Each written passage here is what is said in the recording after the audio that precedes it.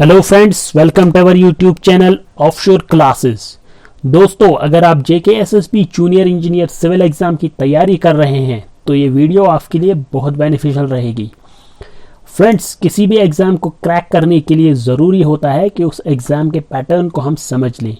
JKSSB junior engineer civil की बात करें तो इस एग्जाम में टोटल होते हैं 120 क्वेश्चंस। हर सब्जेक्ट को यहाँ पे इक्वल वेटेज मिली है, almost on an average of 10 to 15 marks, यानी कि हर सब्जेक्ट में से आपको 10 से 15 मार्क्स देखने को मिलेंगे। एग्जाम के लेवल की बात करें तो वो रहता है easy to moderate with 75% theoretical based questions and 25% numerical based questions. और एक बात, आपने सभी सब्जेक्ट्स को जो है वो इक्वल इंपॉर्टेंस देनी है। तो फ्रेंड्स, चलिए एनालाइज करते हैं लास्ट JKSSB एग्जाम में पूछा गया एक क्वेश्चन फ्लूइड मैकेनिक्स से लिया गया है और क्वेश्चन है, in case of forced vortex flow the rise of liquid level at the ends, यानी कि फोर्स्ड वोर्टेक्स में लिक्विड लेवल का राइज एंड्स पे कितना होगा। ऑप्शंस आपके पास 4 होंगे और उनमें से ही एक चूज करना है। तो सबसे पहले जानने की कोशिश करेंगे कि वोर्टेक्स फ्लो होता क्या है।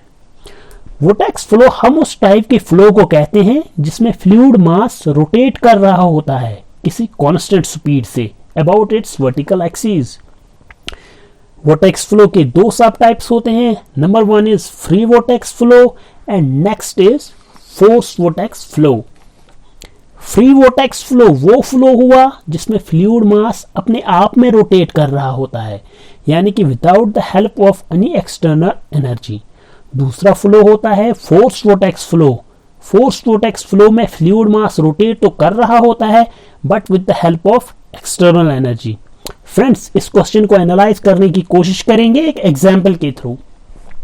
सपोज आपके पास एक कंटेनर है जिसमें आपने 3/4 हाइट तक कोई भी फ्लूइड भर के रखा है। अब हम इस कंटेनर को रोटेट करना स्टार्ट करेंगे इसकी वर्टिकल एक्सिस के अबाउट, मगर कांस्टेंट स्पीड से। जैसे ही कंटेनर में रखे फ्लूइड मास को हमने कांस्टेंट स्पीड पर रोटेट किया तो इस फ्लूइड की लेवल जो है सेम नहीं रहेगी।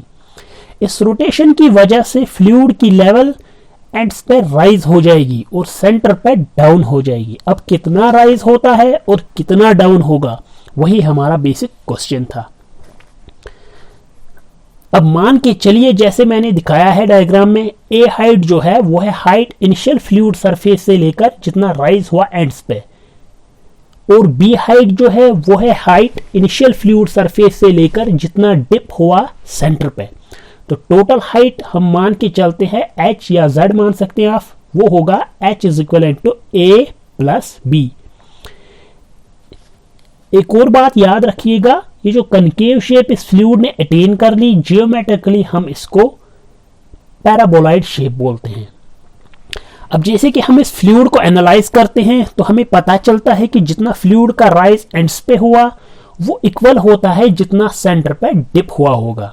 यही हमारा क्वेश्चन भी था कि कितना राइज हुआ होगा एंड्स पे, तो इसका आंसर रहेगा ऑप्शन नंबर सी, यानी कि equal to the fall of liquid level at axis of rotation.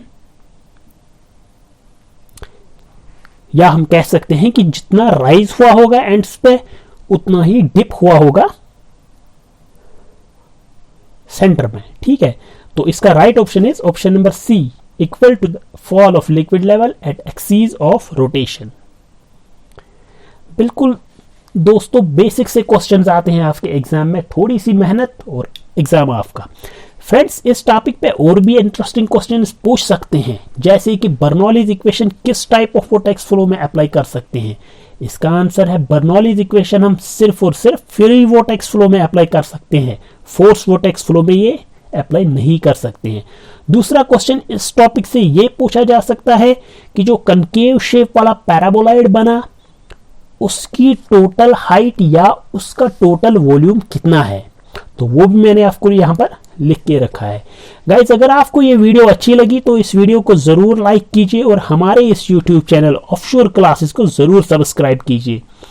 दोस्तों, हमारे इस चैनल पे आपको JKSSB JEE civil, JKPDC JEE civil और JKPSC AE सिविल के previous exam papers with detail solutions मिलेंगे। Thank you friends. Have a good time.